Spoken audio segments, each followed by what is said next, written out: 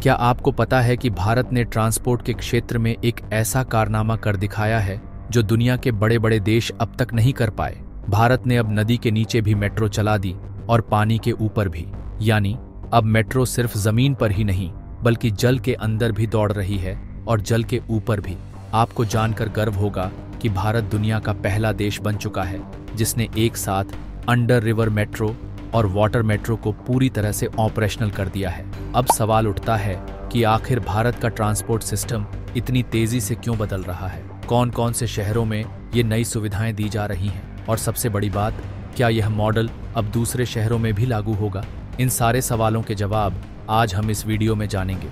लेकिन उससे पहले अगर आपको भारत की इस उपलब्धि पर गर्व है तो कमेंट बॉक्स में जय हिंद जरूर लिखें और वीडियो को लाइक करके अपना सपोर्ट दिखाएं।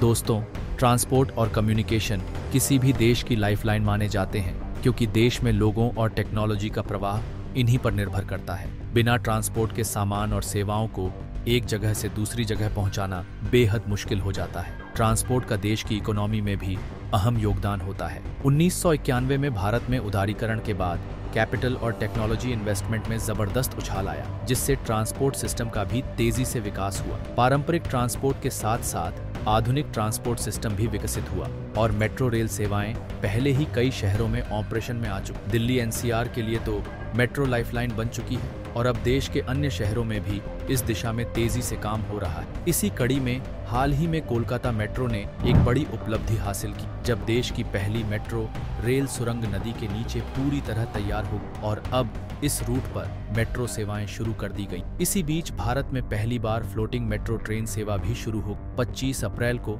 प्रधानमंत्री नरेंद्र मोदी ने देश को पानी के ऊपर चलने वाली मेट्रो की सौगात। यह मेट्रो सेवा एक बोट की तरह काम करती है जो पानी पर चलती है और यात्रियों को एक स्थान से दूसरे स्थान तक पहुंचाती है। भारत में यह सेवा सबसे पहले केरल के ऐतिहासिक शहर कोच्चि में प्रधानमंत्री नरेंद्र मोदी ने इसे औपचारिक रूप से लॉन्च किया, जिससे कोच्चि के आइलैंड्स को मुख्य भूमि से जोड़ने का एक नया और अनोखा तरीका सामने आया है। यह वाटर मेट्रो पूरी तरह बैटरी से चलने वाली इलेक्ट्रिक हाइब्रिड बोट्स पर आधारित है जो पर्यावरण के अनुकूल है और यात्रियों को तेज, सुरक्षित और आरामदायक यात्रा का अनुभव कराता है। इस वाटर मेट्रो को विशेष रूप से पर्यावरण को ध्यान में रखते हुए डिजाइन की। इसमें लिथियम टाइटेनेट ऑक्साइड बैटरी उपयोग किया गया, जिससे यह केवल 15 मिनट में पूरी तरह चार्ज हो सके और एक बार चार्ज होने के बाद 26 से 27 चक्कर लगा सके। यह बैटरियां विश्व में सबसे तेज चार्ज होने वाली और सबसे ज्यादा चलने वाली बैटरियों में से एक है, जिनका जीवन काल 7 से 10 वर्षों हो सकता है। इसके अलावा इस मेट्रो में डीजल पावर जनरेटर बैकअप भी उपलब्ध है, जो बैटरी सिस्टम की किसी भी विफलता की स्थिति में स्वचालित रूप से अपना ऑपरेशन शुरू कर दे। इस वाटर मेट्रो की स्पीड 8 से 10 नॉटिकल माइल्स प्रति घंटे की, जिससे सड़क मार्ग की तुलना में यात्रा में काफी कम समय लगता है। मेट्रो पूरी तरह एयर कंडीशनड है और यात्रियों की सुविधा के लिए एलईडी लाइटिंग, चार्जिंग पॉइंट्स और अन्य सुविधाएं भी उपलब्ध कराई गई। इसमें कुल 100 यात्रियों के सफर करने की क्षमता है, जिसमें 50 यात्री बैठ सकते हैं और 50 यात्री खड़े होकर यात्रा कर सकते हैं। सुरक्षा को ध्यान में रखते हुए हर सीट के नीचे लाइफ जैकेट भी रखे गए हैं। वाटर मेट्रो कोच्चि के 10 प्रमुख आइलैंड्स को मुख्य भूमि से जोड़ती है, जिससे यात्रियों को बिना किसी ट्रैफिक जाम के अपनी मंजिल तक पहुंचने में आसानी हो रही है। इस प्रोजेक्ट के तहत 78 वाटर मेट्रो और 38 टर्मिनल बनाए गए हैं।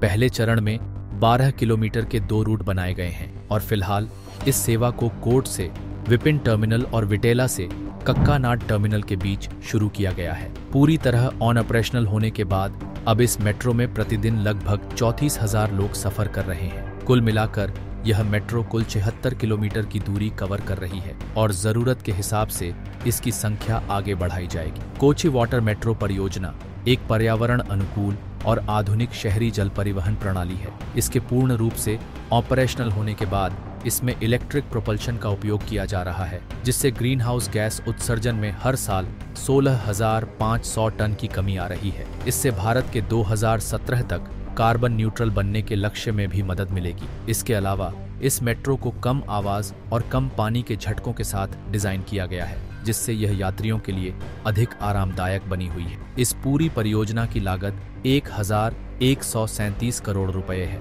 और इसे केरल सरकार ने जर्मनी की वित्तीय सहायता से शुरू किया था। कोच्चि भारत के सबसे तेजी से विकसित होने वाले शहरों में से एक है और यह पूरा शहर जल परिवहन प्रणाली पर काफी निर्भर करता है। 20वीं सदी की शुरुआत में यहाँ के 90% निवासी नावों से यात्रा करते थे, लेकिन जैसे जैसे सड़कें और ब्रिज बने, लोग सड़क परिवहन की ओर शिफ्ट होने। वर्तमान में यहाँ केवल 3% लोग जल परिवहन का उपयोग कर रहे हैं, लेकिन अब वाटर मेट्रो इस ट्रेंड को पूरी तरह बदल चुका। वाटर मेट्रो सेवा को कोच्चि मेट्रो, बस, टर्मिनल, टैक्सी और अन्य ट्रांसपोर्ट सिस्टम के साथ जोड़ा गया है, जिससे यात्रियों को सिंगल टिकट नेटवर्क की सुविधा मिल रही। इससे कोच्चि के ट्रांसपोर्ट सिस्टम को एक नई पहचान मिली है और पर्यटन को भी बढ़ावा मिल रहा। कोच्चि के आसपास कई ऐसे आइलैंड्स हैं जो अब तक पर्यटन की मुख्य धारा से कटे हुए थे, लेकिन इस प्रोजेक्ट से वे भी दुनिया भर के पर्यटकों के लिए आकर्षण का केंद्र बन चुके हैं। इससे स्थानीय अर्थव्यवस्था को भी जबरदस्त लाभ हो। भारत में ट्रांसपोर्ट सिस्टम को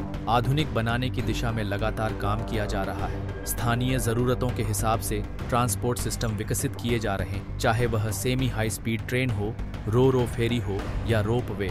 हर जगह के हिसाब से ट्रांसपोर्ट सिस्टम को तैयार किया जा रहा है। जम्मू, श्रीनगर और गोरखपुर जैसे छोटे शहरों में भी लाइट मेट्रो शुरू करने की योजना बनाई जा रही। महाराष्ट्र के नासिक और तेलंगाना के वारंगल में रबर व्हील मेट्रो चलाने की योजना बनाई, जो ओवरहेड वायर से पावर लेगी। इसके अलावा दिल्ली NCR और मेरठ के बीच रीजनल रैपिड ट्रांसपोर्ट सिस्टम यानी RRTS शुरू किया गया, जिससे इन दोनों शहरों को मेट्रो की तर्ज पर जोड़ा गया। वाटर मेट्रो सेवा भारत के ट्रांसपोर्ट सिस्टम के आधुनिकीकरण की दिशा में एक बड़ा कदम साबित हो और यह ट्रांसपोर्टेशन के क्षेत्र में एक महत्वपूर्ण बदलाव की ओर संकेत करती। भारत अब पारंपरिक ट्रांसपोर्ट सिस्टम से आगे बढ़कर स्मार्ट और आधुनिक ट्रांसपोर्ट मॉडल की तरफ पूरी तरह बढ़ चुका है और आने वाले समय में ऐसे और भी इनोवेटिव ट्रांसपोर्ट सिस्टम देखने। तो दोस्तों, आज के इस वीडियो में बस इतना ही। अगर आपने अभी इस वीडियो को लाइक नहीं किया है तो लाइक और चैनल को सब्सक्राइब करके हमें सपोर्ट करें। ये आपके लिए 1 सेकंड काम है, लेकिन इससे हमारी बहुत मदद होती है। मिलते हैं अगले वीडियो में। जय हिंद, जय भारत।